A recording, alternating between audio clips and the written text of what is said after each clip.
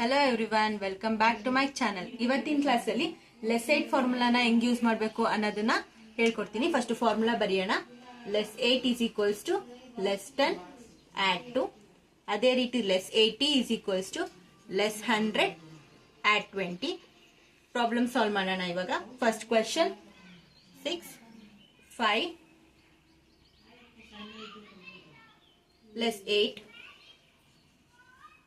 Second question 4 8 less 8.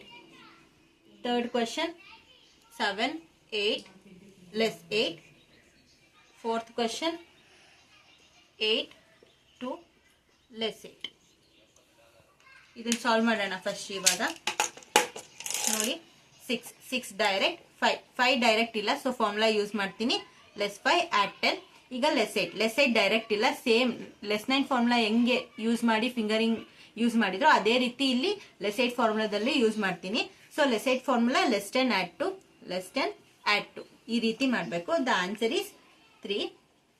Next 4 direct 8 directly possible ಇಲ್ಲ, formula use ಮಾಡ್ತೀನಿ.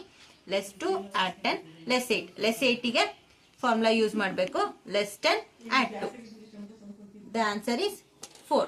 Next 7 direct 8 direct ಇಲ್ಲ, so formula use ಮಾಡಬೇಕು. Less 2 add 10 less 8ಗೆ less 10 add 2. The answer is 7. Next 8 direct 2 less 8 add 10. Next less 8ಗೆ direct ಇಲ್ಲ, less 10 add 2. The answer is 2. ಈ ರೀತಿ formula use ಮಾಡಿಕೊಂಡು ಪ್ರಾಬ್ಲಮ್ಸ್ ನ ಸಾಲ್ವ್ ಮಾಡ್ತೀನಿ. ಇದೇ ರೀತಿ ನೆಕ್ಸ್ಟ್ ಕ್ಲಾಸ್ ಅಲ್ಲಿ ಲೆಸ್ 7 ಫಾರ್ಮುಲಾನ ಯೂಸ್ ಮಾಡಿ ಕೆಲವೊಂದು ಪ್ರಾಬ್ಲಮ್ಸ್ ನ ಸಾಲ್ವ್ ಮಾಡೋಣ. See you in next video. Bye.